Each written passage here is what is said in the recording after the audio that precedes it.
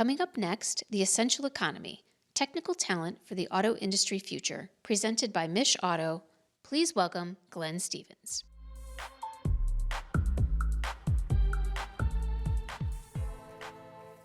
Good afternoon. I want to briefly set this panel up. We borrowed the theme of this panel from Ford Motor Company. They had a pretty large event at the train station last year, and it was themed The Essential Economy. They brought together a bunch of leaders from across different industries to talk about the open skills, the needed skills, and the demand for particularly the middle skills, the professional trades and the skilled trades, but not limited to that. So that's where we pause for sound effect. So what I want to do today is just tee this up. And today I actually had the privilege of attending two roundtables very related to this subject. One with our friends at Macomb County and some of the suppliers that are based in Macomb County. And then just recently with the Labor and Economic Opportunity Office with the state of Michigan, again, very centered on this subject. We always hear the expression, I need more skilled trades. Believe me, it is real. And you can talk to suppliers, you can read about it, but we do have that issue. Now we have it in Michigan, but we have it in all places where there's advanced manufacturing, and even where there is home building with skills like electricians and things like that. So this is a big part of need for our economy. So today we are privileged to have some people who are really specifically working on this on a regular day-to-day basis, and I'm going to introduce them all to you, and they're going to join us up here. Thanks for all attending. Today we have Jamal Maasher, who is the President and Chief Executive Officer of Valvoline Global Operations. Thanks for joining us, Jamal. We have Scott Palmer, Partnership Director and Community Coach for Ford Next Generation Learning. Jim Sawyer, the President of Macomb Community College, and Drew Coleman, who I see every day and work very closely with, on the MichAuto team, our Senior Director moderating. Thanks all for joining us. Thanks, Glenn, and thanks Troy Auto Show for giving us this venue for this conversation. Really excited to be here with our friends, and really excited about this conversation, this topic, right? Technical talent for our future is critical in Michigan, but around the globe, right? We are making more advanced products than ever before, and we need new skills, and we need to adapt to how this next generation prioritizes, where they want to be when they grow up. So let's kick it off. If all of my panelists can just give me kind of who they are and where they sit in this equation, and we'll go from there. Jim? Good afternoon. I'm Jim Sawyer. I'm the president of Macomb Community College. And I'm Scott Palmer, Community Coach, Director of Partnerships for Ford Next Generation Learning. We work on redesigning and reimagining the K-12 space. Jamal Maasher, President, CEO of Valvoline Global Operations. Pause for effect. Valvoline is a 160-year-old iconic brand, and a lot of the work that we're doing is really driven by our purpose to inspire and enable what and who move the world forward, and that includes a significant program that we have called the Aspiring Mechanics Program. Yeah, we'll get into AMP here pretty quickly. So obviously we're seeing change. Change is like the mantra of this decade, it feels like. Every day is change. So obviously we're changing the way that we create things, how we service those products, how we propel those products. So, but we're also, there's change in the people in our plants, right? We started, my dad, brother, uncle, grandpa all worked at Ford Motor Company. Every time I went as a kid to walk the plant floor, it was different, right? Every summer they implemented new technology, a new product line. So that change is constant. So how do we adapt to that? I want to start from the community college perspective. These skills are rapidly evolving. The needs are rapidly evolving. How does a community college respond to that need? Well, Drew, I think, really one of the hallmarks of community colleges is meeting our students where they're at. And I think the community colleges do a particularly good job of that. For us, it's really all about partnerships. It's critical that we work closely with our employers, partners to understand what their needs are. It's our responsibility to put the programs together to help address those needs. And then it's just as important for us to work with our K-12 partners and our university partners, because for those skills that require advanced degrees, we need to provide a conduit to help those students move on successfully to university. But it's very important we work closely with our K-12 partners, programs like Scott will talk about, where we're really trying to help prepare students for success in their field of choice. And our responsibility is to really marry the skills required to meet the employer's needs with where students are coming to us. And Jamal, you're leading a multi-billion-dollar global corporation. How do you manage the priorities of investing in skills? That's what drives your company, right? So what does that look like from your perspective? Yeah, no, I think one of the most critical things, again, it goes back to who we are as an organization. That's what has led us to where we are and why we've been able to thrive for 160 years. Is it's not just about creating great products and great service, but it's about giving back and getting involved in our own industry. And so when we looked at what we've done for many years, we've celebrated and recognized and partnered with mechanics around the world. And what you constantly hear is the market is changing. The industry is changing, and their needs are changing. And so we need to make sure that we're creating the best solutions and programs that are going to help address their needs, but also to continue to recruit, to an industry that, frankly, is facing a significant shortage. And Scott, obviously you guys are starting early, right? From Ford NGL's perspective, it's a K-12 all-hands press. Is that the right spot where we need to be really focusing in on when we're looking at engaging this audience? Well, certainly, Drew, I think so. I mean, you made the comment that you spent your summers in a Ford plant. Well, I would argue that we've got a talent shortage and generations of young people that don't spend their summers in Ford plants or in the garage out back. They have different ways of engagement. They have different ways of spending their time. They still might be squealing the tires, though. I just got to say that. But we have to reach them in a different space. So we need to engage them not only when they're ripe for making those decisions, but in ways that we are reaching them and engaging them in where they're living on a day-to-day basis, whether that's online or through social media and those types of things. Yeah, I don't really know what TikTok is, but I know that this generation's there, right? So it's about meeting them where they are and inspiring them, right? So I remember being a young person once, and you have those superheroes. You're like, oh, my physics teacher, I thought he was the most incredible human I've ever met because he challenged me. He presented me with problems and not answers, and that really inspired me to be curious. I think there's this misconception that this generation's not curious. I think they're incredibly curious. I just don't think that they're approaching it the same way that I did, right? I remember I was in high school and my physics teacher handed me a book that Albert Einstein had written, and the book was wrong, right? It was a theory that was proven wrong. That inspired me, but that does not work today, right? We're handing out 400-page textbooks when they're getting a 30-second clip of joy. So, I want to go back to you again, Scott. From the K-12, how are you building this new approach? What are you doing differently to solve this problem? Yeah, well, first of all, our approach is about rethinking education and rethinking a system that, quite frankly, has needed to be rethought for a long time. We've tweaked at the edges. You change from blackboards to whiteboards, and you go from rows to pods, but the idea that we have to think differently because we're preparing young people for an entirely different world. So for us, it's about bringing all of the community together to rethink education. So yes, it's the educators, but it's also the business partners, the community college partners, our governmental partners, our parents, all of the family and all the supports that are there to say, what do we need our young people to be able to do when they graduate? How are we going to engage them in that? So we do it around the idea of career pathways, but yes, there's the technical aspect of it. Yes, we're preparing them for those careers, but we're also getting them to engage and answer the question about why do I need to learn this?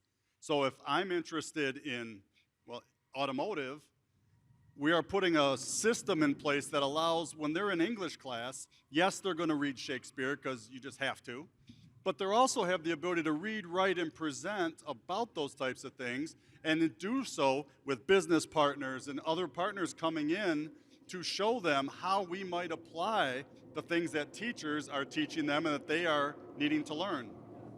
And I want to jump over to Jamal as well, because I know that Velvet Global Operations also has a really purposeful program that you've launched. Can you give us a little bit more background on what the AMP program is all about? Yeah, so the AMP program really started with, frankly, a lot of work we've done for several years around mechanics, highlighting and celebrating their stories, but also giving them the right resources and tools that they needed. And through that process, what we've learned is what their different pain points are. I mean, you hit on it earlier, it's changing. I think what's also changing is the access to information, right? It's very different than, when I was growing up. And so when you think about that, understanding what those pain points were, we went to design a program that wasn't a one-size-fits-all. And frankly, being a global company with sales in 150 countries, it's going to look very different in Australia, where it's not about the access or the scholarships, but it's about having access to the tools. Do I have the tools I need? Because it's very expensive to get into the industry. What we found is that it's different types of experiences, different types of needs that each different area of the world, frankly, had, and also what they're looking for. Frankly, it's finding those diverse pathways to creating different educational strategies and different educational paths that people can go. And so we've tried to make it much more experiential. So we've leveraged, I think it was said earlier, but leveraging your partners, creating those connections to say, how can you make it much more about than just stories, but immersive experiences, real-world demonstrations? And so, we've been able to do that. We've been able to tap into a program. We have a relationship in Formula One. And so in Mexico, in the Mexico Grand Prix, we took students from La Escuela Mexicana de Electricidad, which is a school there that we work with. We took the students to the Mexico Grand Prix and had them connect with engineers and technicians to see what the career actually could look like, well beyond just what they may actually perceive, which is a big part of the process. So the program itself is robust. It has it's a commitment to really making an impact with at least 10,000 students, and the intent is to give them what they need in order to achieve the goals that they have, and to really get them in the industry and help them thrive. Yeah, and I think what's so exciting when you engage with these young people, they are excited, right? They want to succeed. They just don't know what they don't know. Just like we all did at some point in our careers, we had to pivot, we had to learn. I'm still trying to figure that out. Yeah, I didn't want to say it, but Jim, it's constantly changing, like we've talked about. How does a college navigate? Who do you call first? How do you kind of, in real time, solve those problems and make investments that are then going to have to be returned on over time? One of the challenges in education is I like to say we want to be on the cutting edge, but not on the bleeding edge. From our perspective, we've got to have opportunities for our students when they complete, either opportunities to transfer to a four-year university, complete their degree, or after an associate degree to go out and work. But I think that the key, I sound like a broken record, but partnerships is key there. And for us to try to stay ahead of that a little bit, we work very closely in Macomb County with the ISD and our county planning and economic development. We meet on a regular basis. They're talking to new employers, people who are thinking of coming to Macomb County, and our responsibility is really to develop that workforce. So it gives us a little insight into what might be happening. And then it's our responsibility to really assess what those needs are, listen very intently to our employer partners, and put the programs together they need. Our ask of them is really to give us the feedback, or help us develop these programs, and that's really going to be the key to the success. Yeah, and I think partnership, again, is coming up across the panel. How do you build the trust across that partnership, though, right? We've all been in rooms, and I was saying backstage, I worked in Lansing for 10 years, and I always like to say, if a room in Lansing is making a policy that's going to impact your community, it may not be the best formed solution. So how do you forge those partnerships to get those people in the room to help solve this problem? Because I don't think it's not necessarily a natural relationship, right? From K-12 to community to all my notes on the floor to industry, right? It's not like it's not systematized in that way. So what are some of those ways that you're breaking through some of those barriers so that you can solve this problem in real time? Well, I don't know that it's not as I don't know that it's not systemized per se, Drew. But I mean, there is an education continuum, right? And that's well established. And I think when we talk about with our partners, there is a shared desire to do what's best for students. And when you're doing what's best for students, ultimately you're preparing them for success. At the end of the day, it adds to the community's economic vitality. So everyone really has a vested interest in seeing that successful pipeline. I think it's just a matter of, you talk about how do you build trust, you deliver. When you make promises, you deliver, and you do that consistently, and that trust manifests itself, and then other partners want to come and be part of something that's successful. So I think it just takes that hard work, diligence, and being true to your word, and I think that's the key of why we've enjoyed some of the success we have at Macomb. And Scott, are you like in the same kind of vein? Like, how are you building that circle of community to implement? Like we were speaking earlier, and yeah, you go into a CT program, they get it. Like that's where they're at. But if you go into an English class, it doesn't really fit what their expectation may have been in a partnership. So how do you build through that piece of it?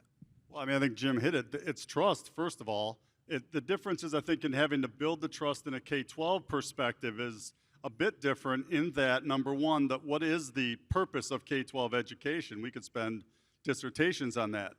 For some people, that is the ability to be prepared for what happens the Monday after graduation, so you know what that next step is, regardless of what it is.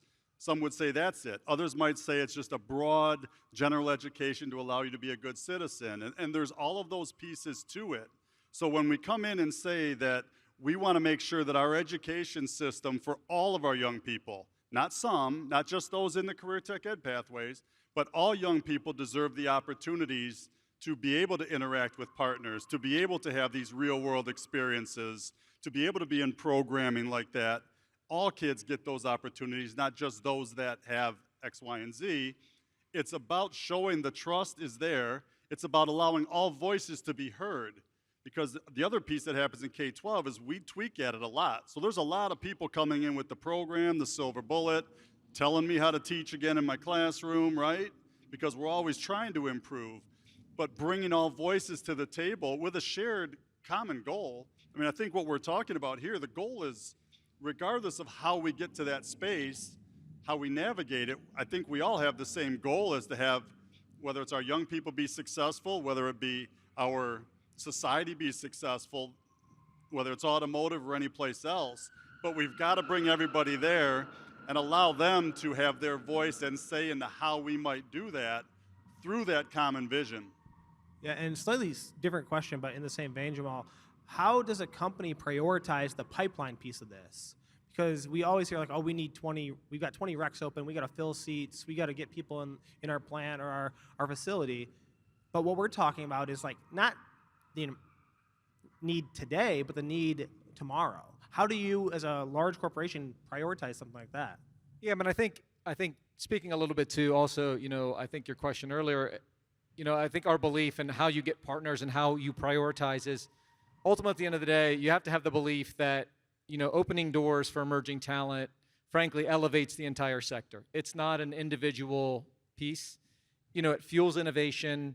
Really, it stimulates economic growth, and it provides those shared opportunities for all. And for many years to come. And so I think if you go into that with that mindset, I think everyone knows that they will benefit from this, and it will benefit their own communities.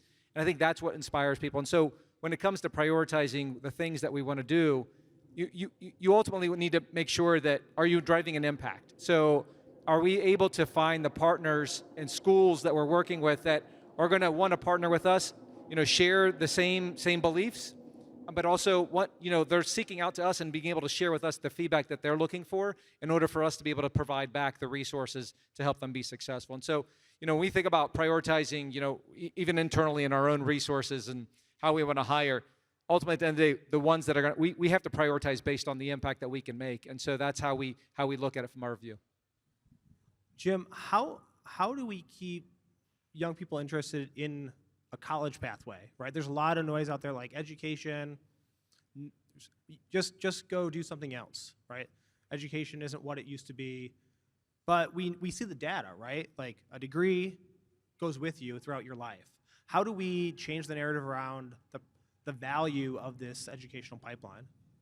Well, you have hit on something that's really been more of a recent phenomenon. They're really questioning the value of higher ed. And I think part of that is the runaway cost of higher education and people trying to calculate a return on investment. I think there's work that can be done there. I think, community colleges are an answer to that, right? We're a quarter of the price of universities, and the first 2 years transfer to universities. So I think, trying to have people understand that dynamic is key. But you're absolutely correct, Drew. The data is clear. A post-secondary credential leads to much higher lifetime earnings, much less likelihood of being unemployed. We need to send that message out there. But as a college president, I don't advocate degrees only. It's any post-secondary credential. Whether you go through a union skilled trades program, whether you go through some other training program and earn a credential, it's developing those skills that make you marketable, and ideally in a field that you enjoy and can be successful in. So it's not about a one-size-fits-all, everyone needs a degree, but it is some sort of post-secondary credential that's value-added and leads to some real employment. I just want to jump into that from the K-12 perspective in that we need to make sure that the young people know what all of those options are. Because where are they getting their information on what is out there? I mean, the traditional mantra, whether it's at home, some people don't have the support at home. Young people are getting it from other places. So how do we get them to know all of these options, number one? Number two, to get them, number two is really important, so I wanted to make sure I got that one. But number two is also, how are we letting them actually experience it? Again, especially back to our younger generation where information's on their phone, it's in their face, they're over subscribed to information. So how are we getting them onto the campus? How are we getting them to interact with those folks? How are we getting them to see what's available at the union apprenticeship hall, at the trade school, in the universities? So we can't just say, well, they'll get it at home, they'll see it, their counselor will come talk to them. We have to be much more hands-on in the weeds with it all. Yeah, and an approach that MichAuto launched a few years ago on this stage, actually, it was over there, was You Drive the Future, right? We want to take real voices of real young people and just tell their stories in short form video on YouTube, Instagram, and TikTok. And again, I've literally never been on TikTok, but we're getting millions and millions of views of this generation in Michigan.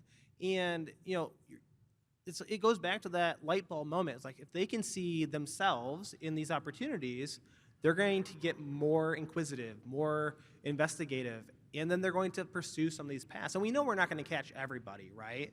But when we look at the size of this generation coming in versus the generations going out, we have to be doing better. And again, we've been talking about a lot of the great things that we're doing. I don't want to go negative, but I want to pivot a little bit and say, like, what's not happening, right? From an educational partner, from an industry-sponsored partner, from an industry leader. Where are those partnership weaknesses, and how do we solve some of those gaps? Yeah, I think one of probably the biggest things that we need to make sure we're tackling is the perception. So when you talk about the campaign, which is wonderful, I think one of the biggest things that we need to tackle is the perceptions of what the industry has to offer. I think part of that is making sure you're telling the stories, highlighting what's possible, and you're seeing that a little bit of like what new technology as the marketplace rapidly evolves, right? And you have you have obviously internal combustion engines, you have the evolution and growth of hybrids, but even electric vehicles, you're seeing where that's actually stimulated and creating new inspiration for why I may be interested. We need to do a better job of telling that story more consistently. Not just the individual stories, that's important, obviously, but I think being able to tell the story of what's possible, of the being in this field and being in this industry, what it can actually do to inspire others to want to be involved. So I think that's an area where I think we can continue to get better at and evolve as we go forward. I think I agree wholeheartedly with what Jamal is saying, and Scott alluded to this earlier. I think and Jamal talked about their EMP program and some of the things Valvoline's doing to introduce people to their operation. I think those are key. I mean, the more employers can open up their doors and allow people in and show the opportunities that really exist. There's no, the advances of technology are a great example where people just don't have a grasp of really what that means in operations today. So being able to demonstrate that, the things like Manufacturing Week, where people actually get young people out into plants, are fantastic. The Ford NGL with the high employer connectivity and the opportunities that presents for students to see real live operations is just fantastic. And I think that's really what gets those creative juices flowing and changes that perception. I think the word partnership is key.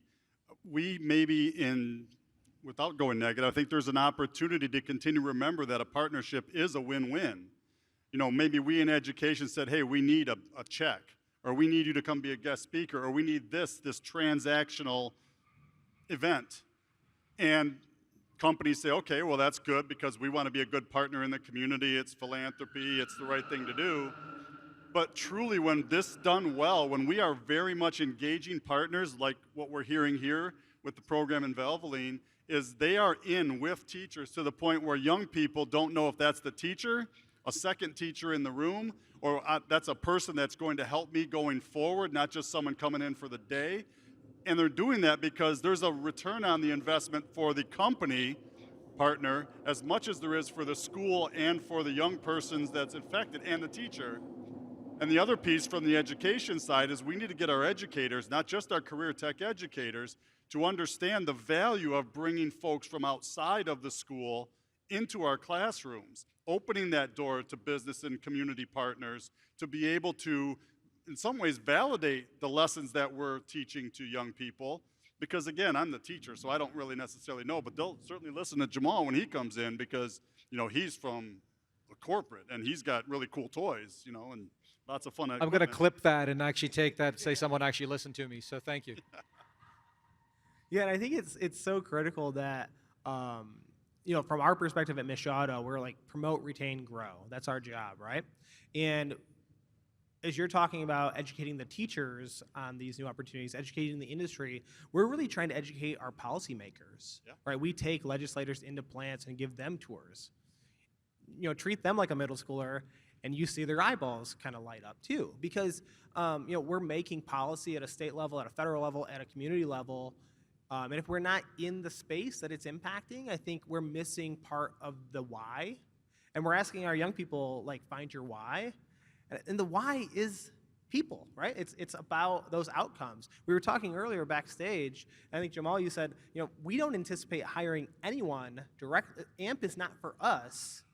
It's for people. It's for our communities that we're in, and it brings to light another program that's growing in Michigan from Toyota. They're Driving Possibilities program. They don't manufacture here, but their customers are here, so they have to support their communities. And I think that's so critical, and we're seeing that across our industry. So I think it's important to dispel that myth that industry is not a partner in solving this problem. But they're also not just a transaction, right? You can't. You know, we all have that friend. We all have that friend that we've known for a long time that's like, hey, like, I got a pinch, I need a little help. Can you, like, you know, I'll pay you back next week. If that is the relationship and that's where it ends, we're really selling a disservice to the value that those partnerships can bring. So I think what we're highlighting today is there's so many different ways that we can strengthen and deepen those. And it's not because it's, you know, it's great for Valvoline Global's bottom line, or Ford is doing this because they want to create a pipeline directly into their plant. It's because if you create a community that has great opportunity, you create customers, right? So the return is long term. So it's so, I think, empowering to highlight those strategies that you're all taking. But what's next, right? We've talked about some things that are working or the things that are growing. Where do we go from here? Like, what are those things on the horizon from each of your perspectives, either from an educational or K-12 or an industry landscape? We've talked about a lot of change. We know that it's constant. So what is that next layer of change for us in this industry? I mean, I think one of the biggest things that we're going to face is, you know, you've got a lot of change that's coming ahead over the next few years where, you know, when you think about the product mix of the car park, it's going to be a very different car park. And when you think about even, you know, vehicle maintenance is going to rapidly change. You've got, you know, legacy ICE, you know, maintenance that's going to be required. People are keeping their cars longer. And so that you still have those services, but then you have an evolution of new services, whether it's gear oils for e-drive. You've got smart software diagnostics. You've got different things that are going to be required, and so you've got this mix, which then requires a very different skill set. And so it's not just about recruiting talent, but we also need to make sure that we're retaining the talent that's in the industry. And so I think what comes next is also making sure that we're making the significant investments to give both the time, the resources, and the access to continue to enable the additional credentialing that's going to be required to be successful and be retained in the industry, because you don't want to create a leaky bucket where you're going, hey, great, we've done all this great retention or recruitment, but we actually haven't been able to retain people because fundamentally they're not getting the skills that they need to be successful going forward. So it's going to be reimagine kind of a resilient workforce that we need. And it takes everything. It takes the recruitment, but also making sure that they're prepared for what comes next. Well, I think I agree with everything Jamal said, and I think from an education perspective, it's us trying to keep up with that, and that's where, again, those connections to employers are so important. I think the one phenomena that's, over the last few years, are really taking off over the last few years, the whole artificial intelligence overlaid over top of that. From our perspective, the access to information has forever changed, but we need to teach our students how to be not only access information, but how to discern that information and what's real and what's not, and how do you use that information to be a more effective auto technician or a more effective nurse or whatever profession you choose to go into. But that's going to be that's forever changed, and it's going to continue to change at a rapid pace over the next few years. And I think that you certainly teed it up great and probably stole a little of my thunder, but that's fantastic.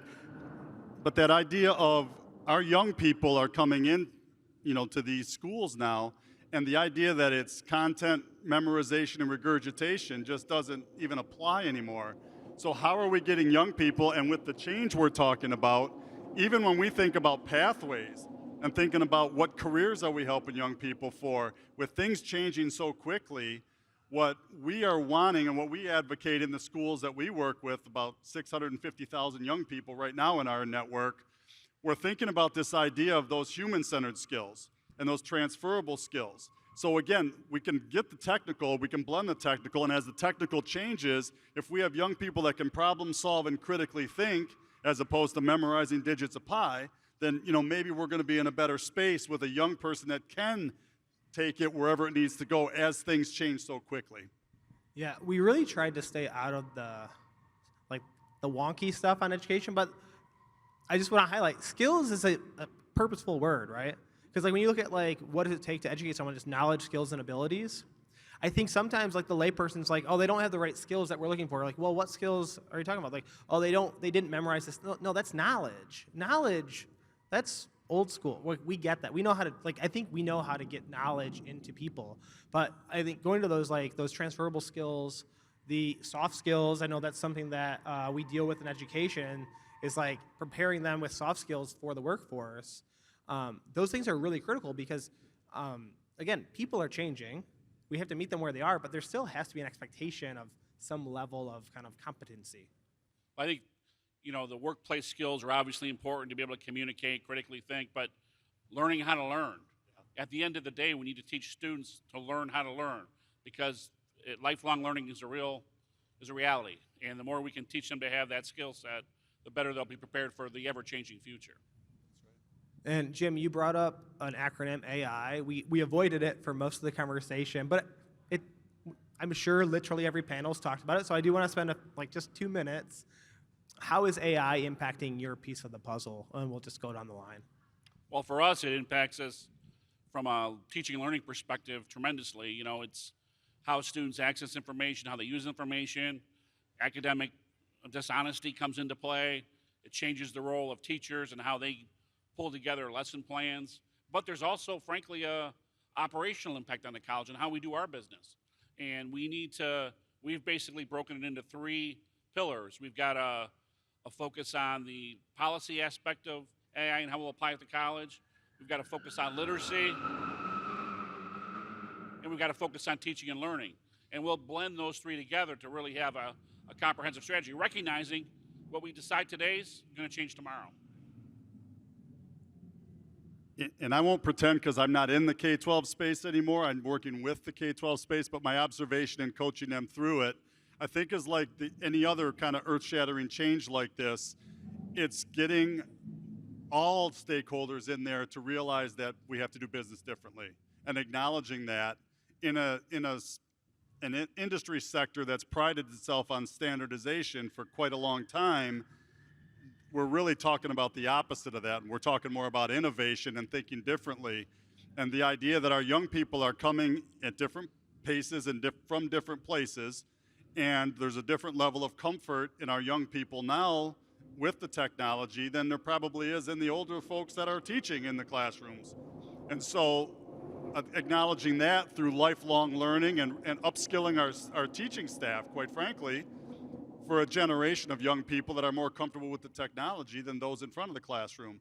But I think it's really that idea of taking a system and making it more nimble and making it really more proactive in some ways, but also at least acknowledging the reality of what it is as opposed to trying to fit it into our traditional education system. I mean, I think for us, it's, when you think about AI, it's how do you enable faster, smarter decisions and to free up resources to do other impactful work, right? And so that's obviously a key area for us. But then how that translates into what we do from an AMP program or how we work with schools is how do we then enable, how do we listen and understand how they're evolving their curriculum to make sure that we're providing the right resources, mentorship. As they're evolving, we're evolving the program to go along with it. Well, and hopefully you have the ability to influence how that gets, because you also are thinking about it from the end user Absolutely. perspective, so you can be influencing that curriculum as well. Absolutely. I think that's one of the great things is having our team that's actively involved in the program. We have folks from our, innovation lab, our R&D lab who are actively working with, the Hill, which is the hub for innovative learning and leadership in Lexington, where our headquarters are. They're actively at the school working with them and providing insights and guidance. And so being able to take that and, to your point, reapply it, I think is critically important. All right, we can see the clock, so we know we're running short on time. First, I just want to thank you all for joining us today. I think showing the different elements of this equation and how they all intersect is really critical for kind of how we solve this real problem in real time. But we each get 1 minute. Well, you all do. Just your final thought on kind of what is the takeaway and how do we go beyond the stage? Well, I think as we've all talked about, the key is partnerships and working together. And I think, hearing about the program at Valvoline, I wasn't familiar with that. It's fantastic. And from our perspective, we continue to try to get more employer involvement. And the more we can do that, I think the more we'll be able to help them, but ultimately help our students, which will help our whole community. Well, in my 1 minute, I can be a little more provocative, I guess. I think what we just heard from Jamal, the idea of the professionals getting into the classroom. I think the idea of partnership in a traditional sense and what it needs to be now has to be much deeper. They have to be in classrooms. They have to be bringing all the, I say cool toys, but all the cool technology and all the things that are there in the industry and showing young people that it is cool to work in automotive, that it is cool to go into the trades. But they have to do that at an early level, and it has to be in a very meaningful way. So that's number one. And I think my other number two takeaway would be this idea of we have great things going. We've heard about great programming. Those are pockets of greatness. This has to be systemic change because it doesn't matter how many young people that we're impacting in our 3 areas of impact or influence, it's not everybody. And so how are we changing a system so that doesn't get just so there's those many kids getting that and this many in Ford NGL and this many getting the technical training at the community college? How is it how we do business to make a system that prepares our young people for all of the opportunities? I think you all said it very well. I think when you look at it, it is a systemic issue, and it isn't going to be solved overnight. But when you think about, 4.3 million skilled worker shortage globally by 2030, when you think about, you've got an aging car park, you've got a rapid technological developments that are happening in the industry. There's a lot of things all coming together at once. So in order to solve it, I think, we said it earlier, which is it takes collaboration, it takes consistency, it takes tapping into your networks. We all have broad networks across the industry, bringing more people into it so we can all tackle it, because it isn't a one-size-fits-all, so everyone can contribute something unique to it. And I think that is how we're going to continue to make significant progress as we go forward, because ultimately we have to. I think that's what really elevates the industry as a whole and helps it thrive for many years to come. See, the beauty of doing a round at the end, I don't have to do that. So thank you all for your leadership, not only in your roles, but in carrying the voice of industry and helping change the narrative. So Jamal and Scott, thank you so much. And Jim, thank you for your career. Jim is retiring in June, so it's an honor to have you join us today. And I just honestly want to thank you. Before I came to MichAuto, I covered Macomb County for the state for a number of years, and it's just an incredible shop that you run, and it's making impact in our community. So special thanks to Jim, but thank you all three of you for joining us today and having this conversation. Drew, We're thank not you so clapping much because for you're having leaving us. either. We're clapping because you have the opportunity. Congratulations.